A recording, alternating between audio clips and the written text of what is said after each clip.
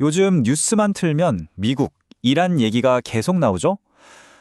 또 저 먼 나라에서 싸우나 보다 하고 그냥 넘기시면 절대 안 됩니다. 왜냐고요? 이게 바로 우리 지갑이랑 아주 그냥 다이렉트로 연결된 문제거든요. 그러니까 이 질문이 핵심인 거죠. 미국이랑 이란이 싸우는 게 나랑 무슨 상관인데 싶으시죠? 오늘 제가 그 먼 나라에서 벌어지는 일이 어떻게 우리 집 식탁 물가까지 흔드는지 그 연결고리를 하나하나 다 풀어드릴게요. 자, 그럼 이 판을 제대로 읽으려면 제일 먼저 봐야 할 선수가 있습니다. 바로 미국이죠. 그런데 요즘 미국 뭔가 좀 이상하지 않아요? 예전 같지가 않아요. 한마디로 지쳤다. 이걸 좀 있어 보이는 말로 제국의 피로감이라고 하더라고요. 아니, 세계 최강 대국이 왜 이렇게 힘들어하는 걸까요? 바로 이 숫자 때문입니다. 27%. 이게 뭐냐면요.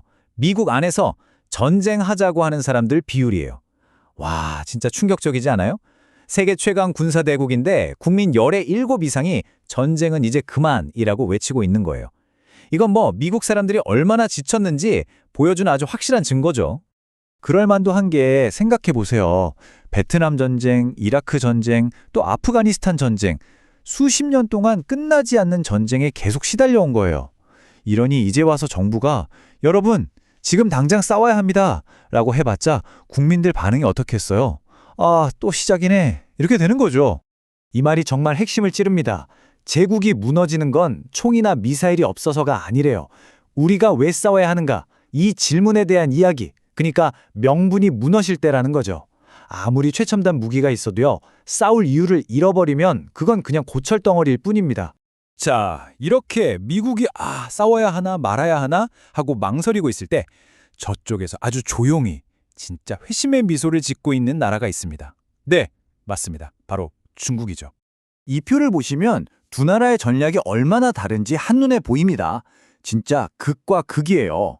미국이 저 멀리 중동에서 막대한 돈과 군사력을 쏟아 부으면서 힘을 빼고 있을 때 중국은 뭘 하고 있었을까요? 바로 옆에서 조용히 계산기 두드리면서 계약서에 사인하고 있었던 겁니다. 전쟁은 미국이 하고 돈은 중국이 버는 뭐 그런 그림인 거죠. 그러니까 이런 거예요. 이란한테는 걱정 마, 경제적으로 우리가 뒤에 있어 하면서 방패막이가 되어주고요. 그 사이에 자기네 앞마당인 남중국해는 착착 정리하고 또 전 세계 개발도상국들한테는 미국 말고 우리랑 놀자 하면서 자기 편으로 싹 끌어들이는 거죠. 이야, 진짜 총 한 발 안 쏘고 이기는 방법을 제대로 보여주는 겁니다. 근데 여러분, 여기서부터는 이야기가 완전히 다른 차원으로 넘어갑니다. 이번 싸움에는 지금까지와는 차원이 다른 마치 SF 영화 같은 변수가 하나 끼어들었거든요. 바로 인공지능, AI입니다. 이 AI가 이제 전쟁의 규칙 자체를 송두리째 바꿔놓기 시작했어요. 이게 그냥 신무기 하나 추가된 그런 수준이 아니에요. 이건 거의 인류가 처음 화약을 발명했을 때 아니면 전투기가 처음 하늘에 날았을 때와 맞먹는 그런 근본적인 변화라고 봐야 합니다. AI가 이제 단순한 도구가 아니라 작전을 짜고 목표를 정하는 말 그대로 전쟁의 두뇌 역할을 하기 시작했다는 뜻이니까요. 근데 문제가 뭐냐면요. 이게 한번 열면 다시는 닫을 수 없는 판도라의 상자라는 겁니다. 미국이 우리 AI 기술 이 정도까지 발전했어 하고 한번 보여주면 그걸 본 중국이나 러시아가 가만히 있겠어요? 와, 큰일 났다. 우리도 빨리 저거 만들어야 돼 하면서 불이 붙겠죠. 결국 누구도 통제할 수 없는 무시무시한 속도의 AI 군비 경쟁이 시작된 겁니다. 스위치는 이미 눌러졌어요. 자, 그리고 여기서 또 하나 생각해봐야 할 아주 흥미로운 지점이 있습니다. 바로 폭격이 만들어내는 예상치 못한 역설에 대한 이야기예요. 우리가 보통 생각할 때 외부에서 막 공격을 하면 그 나라 독재 정권이 무너질 거라고 생각하잖아요. 그런데 과연 그럴까요? 역사를 돌아보면 꼭 그렇지만은 않다는 걸 알 수 있습니다. 이걸 깃기 아래 뭉치는 효과라고 하는데요. 아주 간단해요. 평소에 우리 집 식구들끼리 막 싸우다가도 갑자기 밖에서 누가 우리 집에 돌을 던지면 어떻게 될까요? 일단 하던 싸움 멈추고 다 같이 누구야? 하면서 뭉치게 되잖아요. 똑같습니다. 외부의 공격은 오히려 그 독재자한테 봐라, 적들이 우리를 공격한다. 다 함께 뭉쳐서 싸우자고 외칠 수 있는 최고의 명분을 주는 꼴이 될 수 있다는 거죠. 그러니까 외부에서 폭탄으로 자유를 선물한다는 건 어쩌면 조금 순진한 생각일 수 있다는 거예요. 진짜 큰 변화는요. 보통 하늘에서 폭탄이 떨어질 때가 아니라 집안에 먹을 게 떨어졌을 때 시작되는 경우가 훨씬 많습니다. 결국 내부 경제가 무너져서 더는 못 살겠다. 이런 목소리가 터져 나올 때 진짜 변화가 시작되는 거죠. 자, 지금까지 좀 먼 나라 얘기를 한 것 같죠? 그럼 이제 이 모든 복잡한 국제 이야기가 어떻게 돌고 돌아서 바로 오늘 우리의 지갑을 위협하게 되는지 그 마지막 퍼즐 조각을 한번 맞춰보겠습니다. 이 시장 봉쇄라는 개념이 되게 중요해요. 꼭 군함이 나타나서 길을 막아야 봉쇄가 되는 게 아니에요. 예를 들어 해상보험사들이 저 바다는 지금 너무 위험해서 못 가겠습니다. 가려면 보험료 10배 내세요 라고 해버리면 어떤 배가 거길 지나가려고 하겠어요? 아무도 안 가죠.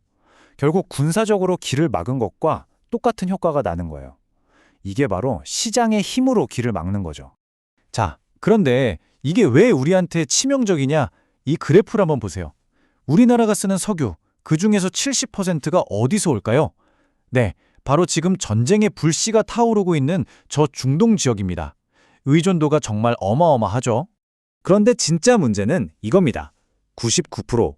이 70%의 중동 석유 중에서 무려 99%가 단 하나의 길을 통해서 들어옵니다. 바로 이란 코앞에 있는 호르무즈 해협이라는 좁은 바닷길이에요. 와, 이건 뭐 우리나라 경제의 대동맥이 그냥 남의 집 마당에 그대로 노출되어 있는 거나 마찬가지인 상황인 거죠. 그러니까 우리처럼 기름 한 방울 안 나는 나라한테 에너지 안보라는 말은요, 그냥 교과서에 나오는 어려운 말이 아닙니다. 이건 진짜 우리 먹고 사는 문제, 말 그대로 생존의 문제입니다. 지금 당장이라도 석유 사오는 길을 여러 개로 만들어 놓지 않으면 정말 큰일 날 수 있다는 아주 절박한 경고인 셈이죠.